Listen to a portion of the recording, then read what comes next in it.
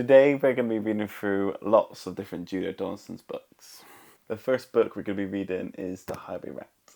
The Highway Rat was a baddie. The Highway Rat was a beast. He took what he wanted and ate what he took. His life was one long feast. His teeth were sharp and yellow. His manners were rough and rude. And the Highway Rat went riding along the highway and stealing the traveller's food. A rabbit came hopping along the road, then stopped with her paws in the air, for blocking her way was the Highway Rat, who cried, "Who goes there? Give me your pasties and your puddings, give me your chocolate and your cakes, for I am the rat of the highway, yes, I am the rat of the highway, and whatever I want I take." "I have no cakes," the rabbit replied. "I have a bunch of clover." The Highway Rat gave a scornful look, but ordered, "Hand it over. This clover is bound to be tasteless. This clover is dull as can be. But I am the rat of the highway, and this clover belongs to me." What a meanie. A squirrel came bounding along the road and stopped with a shake and a shiver. For reining his horse was the Highway Rat, who thundered, "Stand and deliver! Give me your buns and your biscuits, give me your chocolate eclairs, for I am the rat of the highway, yes, I am the rat of the highway, and the rat thief never shares." "I have no buns," the squirrel replied. "I have just a sack of nuts."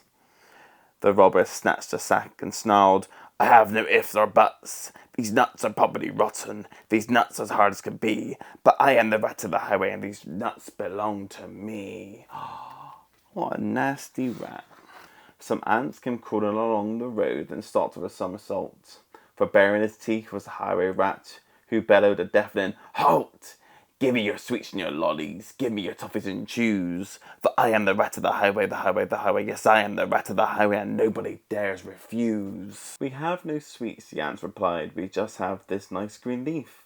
"Oh, no, you don't. Not any more," declared the highway thief. "This leaf is nasty and bitter. This leaf is thin as can be. But I am the rat of the highway, and this leaf belongs to me." With never a please or a thank you, the rat carried on this way. Flies from a spider, milk from a cat. He once stole his own horse's hay. The creatures who travelled the highway grew thinner, thinner, and thinner, while the Highway Rats grew horribly fat from eating everybody's dinner. A duck came waddling down the road and stopped with a "How do you do?" "I see you have nothing," the rat complained. "In that case, I'll have to eat you. I doubt you'll be terribly juicy, most likely tough as can be. But I am the rat of the highway, yes, I am the rat of the highway, and I fancy duck for tea." "Hang on," cried the duck, "for I have a sister whose good as you might prefer. I know that she'd love to meet you, and I'm certain you'll love to meet her. For in her cave, her deep dark cave, right at the top of the hill, are biscuits and buns of plenty, and there you may eat your fill." "Lead on," cried the rat, and they took to the road, which seemed it would never end. Onwards they rode, and upwards, bend after bend after bend. At last they came to a lonely cave, and the duck began to quack. She quacked, "Good evening, sister, sister, sister." And "Sister, sister, sister," the voice from the cave came back. "Do you have any chocolate and cakes?" the highway robber cried. And "Chocolate, chocolate, chocolates," the voice from the cave replied. "I'm coming to take them," the rat thief yelled. His greedy eyes grew round, and "Take them, take them, take them," came back from a welcome sound. The Highway Rat leaped off his horse, and into the cave he strode. The duck took hold of the horse's reins and galloped down the road. Faster and even faster, following all the bends, the plucky young duck went riding, galloping down the highway, back to her hungry friends. What a good duck. Then they shared out the food from the saddle bags and feasted all night long. Bright were the flames of the bonfire, loud was the music and songs. Wild was the moonlight dancing, merry cheer and chat. For now they could live in freedom, safe from the Highway Rat. Look, he's in the cave. And as for the rat in the echoey cave, he shouted and wandered till he found his way out of the darkness on the other side of the hill. A thinner, greyer, and meeker rat, he rode on the roads no more, for he landed a job in a cake shop, a cake shop, a cake shop, and they say he still works in a cake shop, sweeping the cake shop floor. Highway Rat Zog. Madam Dragon ran a school many moons ago. She taught young dragons all things that dragons need to know. Zog, the biggest dragon, was the keenest one by far. He tried his hardest every day to win a gold star. All the dragons in year 1 were learning how to fly. High, said Madam Dragon, way up to the sky. Now that you've been shown, you can practice on your own, and you'll all be expert flyers by the time you're fully grown. Zog went off to practice, flying fast and free. He soared and swooped and looped the loop, then crashed into a tree. Just then, a little girl came by. Oh, please don't cry, she said. Perhaps you'd like a nice sticky plaster for your head. What's a good idea, said Zog. Then up and off he flew, his plaster gleaming pinkly as he zigzagged through the blue. A year went by, and year 2 the dragons learned to roar. More, said Madam Dragon, louder I implore. Now that you've been shown, you can practice on your own, and you'll all be champion roarers by the time you're fully grown. Zog went off to practice, he roared his fearsome force. He kept up for hours on end, but then his throat grew hoarse. Just then a girl came by again. She said, oh, what rotten luck. Perhaps you'd like a nice smooth peppermint to suck. What's a good idea, said Zog. Then up and off he flew, and breathing fumes of peppermint, he zigzagged through the blue. A year went by, and in year 3 the dragons learned to blow. No, said Madam Dragon, breathe fire, not snow. Now that you've been shown, you can practice on your own, and you'll all be breathing bonfires by the time you're fully grown. Zog went off to practice, he blew with all his might. He twirled around in triumph, and his wingtip caught alight. Oh no, poor Zog. Just then a girl came by again. She said, you poor old thing, perhaps you'd like a nice stretchy bandage for your wing. What's a good idea, said Zog, and up and off he flew, his bandage flapping wildly as he zigzagged through the blue. All the year 4 dragons were learning, can you guess? Yes, said Madam Dragon, how to capture a princess. Now that you've been shown, you can practice on your own. You'll need to capture hundreds by the time you're fully grown. Zog went off to practice. He tried, and tried, but he simply couldn't manage. I'll never win a gold star. Just then he saw the girl.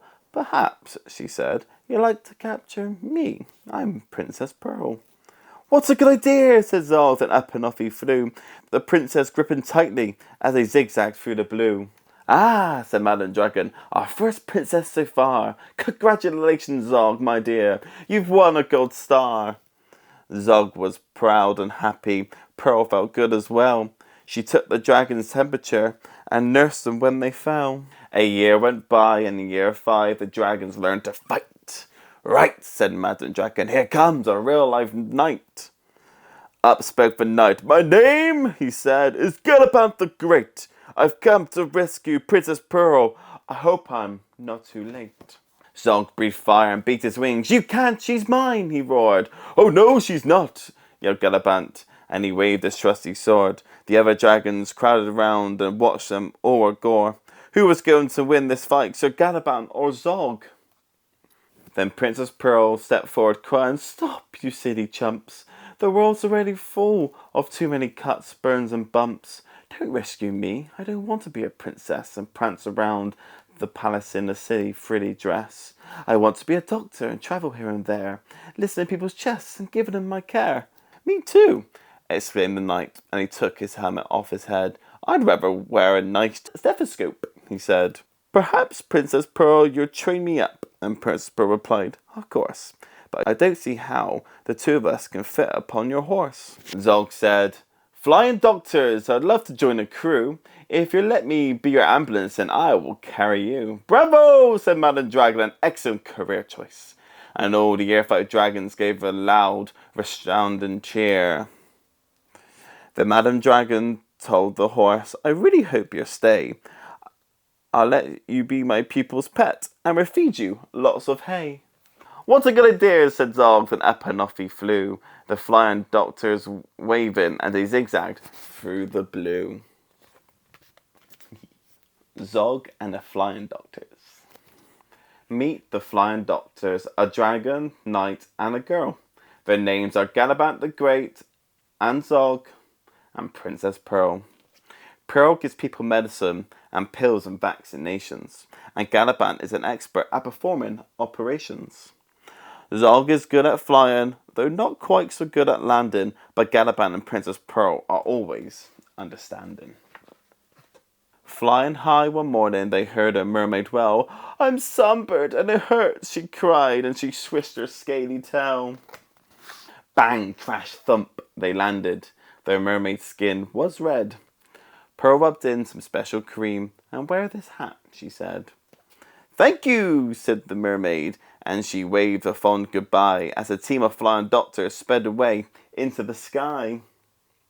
As the sun rose higher, they saw a unicorn. He pawed the ground and whined. I've grown an extra horn. Bang, crash, thump, they landed. I'll help you, said the knight, and he cut off the horn gently, to the unicorn's delight. Thank you, said the unicorn, for taking so much care, and a team of Flying Doctors sped away through the air. Halfway through the afternoon, they heard a lion achoo sneeze. I've caught the flu, the lion roared. Can somebody help me, please? Bang, crash, thump, they landed. And Pearl said, take this pill and keep warm. That's terribly important when you're ill. But the lion's cave was chilly, so Zog said, fetch me some wood. Then he breathed lots of fire, until the fire burned bright and good. Thank you, roared the lion. I'm feeling nice and warm. Then a team of Flying Doctors sped away into the storm. As evening fell, they saw a great big palace down below. My uncle's house, said Princess Pearl. Let's go say hello. That's a big palace. Bang, crash, thump, they landed. Pearl's uncle was the king. He didn't say hello. Instead, he said, you naughty thing. Where have you been? He thundered. You look an awful mess. What happened to your crown? And where's your pretty frilly dress? But uncle, can't you see? I'm a doctor now, said Pearl. The king replied, princesses can't be doctors, silly girl. Oh, he's not very happy. He told his men to seize her. They locked her up inside. Princess Pearl was furious. She stamped, stormed, and cried. Weeks went by, and Princess Pearl spent many weary hours sewing pretty cushions and arranging pretty flowers. The others tried to rescue her with all their might and main, but they simply couldn't manage. All their efforts were in vain. Oh. Each night they flew to visit her and perched upon her sill. And one dark night she told them the king had fallen ill. Oh. The king grew worse. His head was sore. His arms and legs felt weak. His skin had turned a bright orange, and he found it hard to speak. He called a lot of doctors, and knew one every day. He croaked, what is this illness? But they simply couldn't say. They didn't know the answer, but Pearl was pretty sure. It looks like orange fever. And she read about the cure. Grated horn of unicorn, a mighty lion sneeze, some mermaid scales, and a little slime, and half a pound of cheese. She told the others what to get, and do be quick. My uncle could be dying. He looks extremely sick. Away flew Zog and Galabant. They reached the lion's den. Bang, crash, thump, they landed. He sneezed for them, and then they flew back to the forest, where the grateful unicorn was pleased to give them his unwanted son of horn. Back to the mermaid's rock they flew. She gladly gave them some scales, and her sea snail friends allowed them to collect some slimy trails. Zog said, I'm exhausted. But he flew and flew until bang, crash, thump, he landed on the bedroom windowsill. Princess Pearl said thank you for the scales, the slime, the sneeze, and the horn, which when she grated up 1/2 pound of cheese. She tiptoed to her uncle's room. The king lay in his bed. She held a spoonful to his mouth. Now open wide, she said. After one spoonful, her uncle felt much stronger. After 2 spoonfuls, he wasn't orange any longer. And after 3 spoonfuls, the king was dancing with delight. Princesses can be doctors! You absolutely right! I'm sorry that I locked you up. Of course you must go free. But do come back and visit me, and bring your friends for tea. Hooray! Cried Pearl, and out she ran to join the other 2. Then off into the sunset sped the Flying Doctor's crew. The Smeds and the Smoos. I'm sorry for my pronunciation of these words isn't 100%. By the Nubular Lake on a far-off planet, there lived a young Smed, and her name was Janet. Not far away on the Humpty Hill, there lived a young Smoo by the name of Bill. Janet, like the Smeds, was red, and this is what her grandfather had to said. Never, never play with the Smoos. They sleep in holes, they wear strange shoes. They jump around like kangaroos. Never, never play with the Smoos.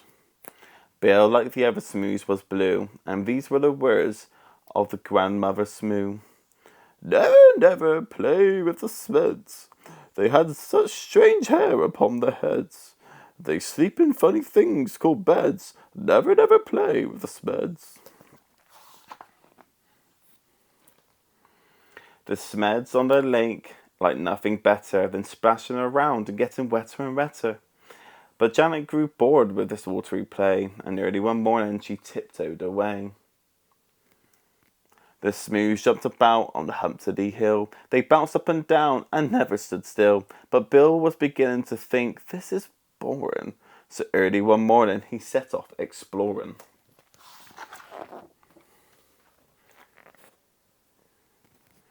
Janet met Bill in the Woopler Woods, where the truckles grew tall and the glue palm smelled good. The 2 rubbed antennae and played all day long. She told him a story, he sang her a song.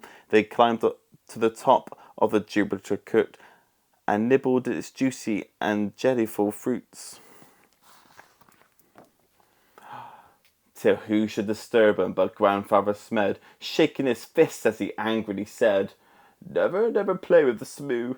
They're such a nasty shade of blue. For the 100th time I say to you, never, never play with the Smoo. Grandmother Smoo was close behind, and this is how she spoke her mind. Never, never play with the Smeds. They're such a dreadful shade of red. I'll say what I've always said. Never, never play with the Smeds. Voice is going a bit different now, sorry. Years went by in the far-off planet. Janet missed Bill, and Bill missed Janet. But off they crept whenever they could to sing and play in the Woopler Wood. The 2 of them grew and decided to wed. But what did you think their grandparents said? Never, never play with the Smoos. They're such a beastly bunch. They're a nasty crew. They drink black tea. They eat green stew. Never, never marry the Smoos. Never, never marry the Smeds. My dearest child, are you off your head? They drink pink milk. They eat brown bread. Never, never marry the Smeds. That's nasty, isn't it? Janet and Bill stole out that night while their families slept and the schoonschons bright.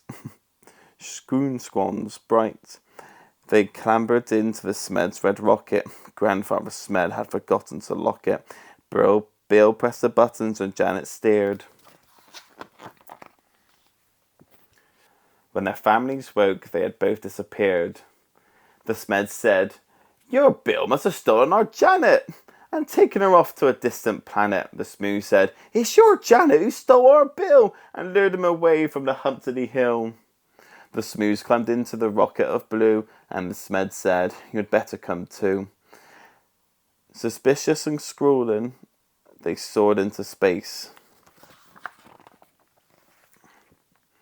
till they reached Planet Vunjum, a dry, dusty place. The Vums had long arms which they waved in the air, but they didn't have news of the runaway pair.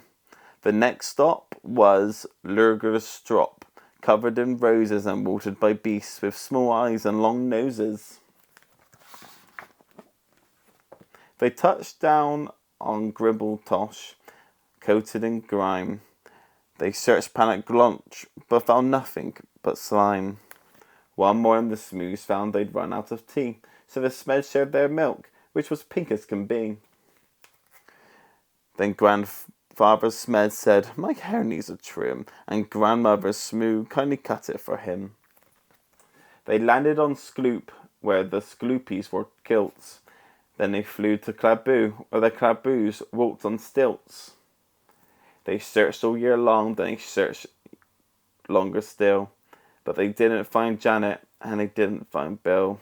"Alas," said the Smoos, and the Smeds said, "Alack, we have failed in our quest, we had better turn back." So they turned and flew home to their very own planet. And far down below they saw... Who do they see? Bill and Janet! The rocket touched down, they ran to the wood, where the truckles grew too, and a glomplom smelled good. And there in the glade, by the rocket of red, were the runaway Smoo and the runaway Smed. They'd got lost and flown home again, only to find that all the others had left them behind. There was joy, jam, and jumping. Then Janet said, "Maybe you'd like to make friends with our dear little baby." "A baby? A red one, a blue one?" But no. That baby was purple from head to toe. They all hugged the Smoo Smed, their new baby brother, and Grandpa and Gran even hugged one another. They laughed and they splashed and they danced with delight, and they played with that baby from morning till night. They made him a rattle, they made him a flute, they fed him the fruits of a jubilar coot. And then they sang by the light of a silvery swoon. And you can sing too, if you make up a tune. Play with the Smeds, play with the Smoos. Play with whichever friends you choose. Then close your eyes and while you snooze, dream of the Smeds and dream of the Smoos.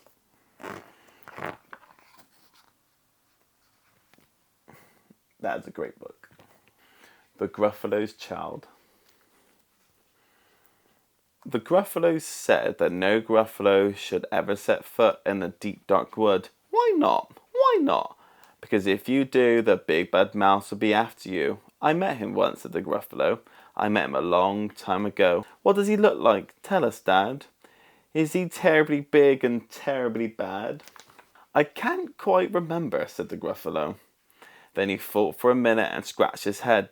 "The big bad mouse is terribly strong, and his scaly tail is terribly long. His eyes are like pools of terrible fire, and his terrible whiskers are tougher than wire." One snowy night, when a Gruffalo snored, the Gruffalo's child was feeling bored. The Gruffalo's child was feeling brave, so she tiptoed out of the Gruffalo cave. The snow fell fast, and the wind blew wild. Into the woods went the Gruffalo's child. Off she goes. Aha! A tread in the snow. Whose is this trail and where does it go? A tail poked out of the log pile house. Could this be the tail of the big bad mouse?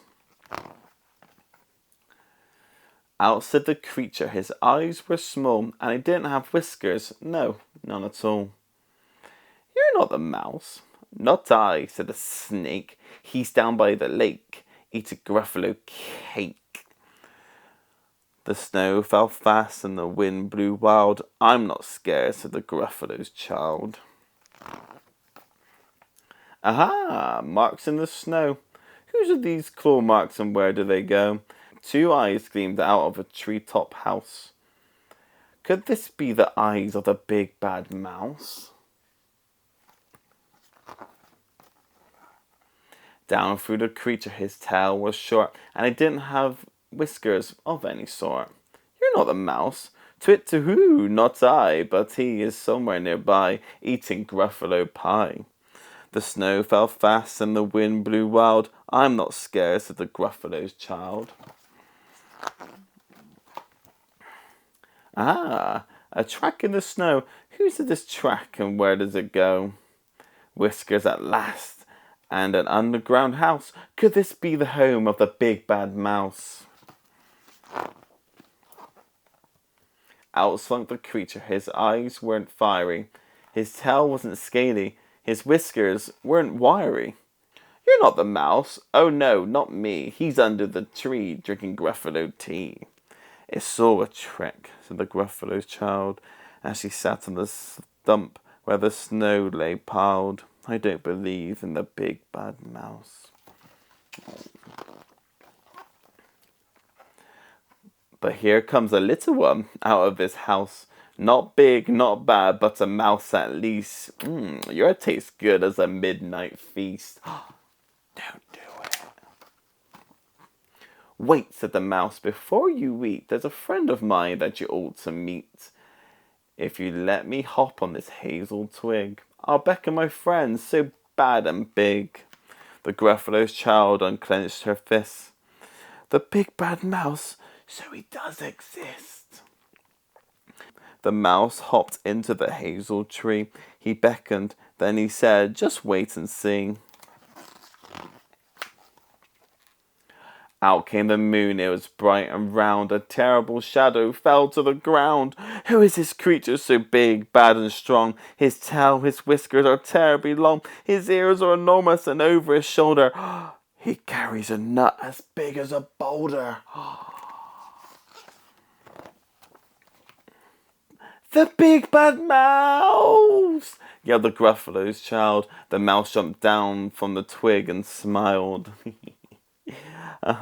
Prints in the snow. Whose are these footprints and where do they go? The footprints led to the Gruffalo cave, where the Gruffalo's child was a bit less brave. The Gruffalo's child was a bit less bored. And the Gruffalo snored and snored and snored.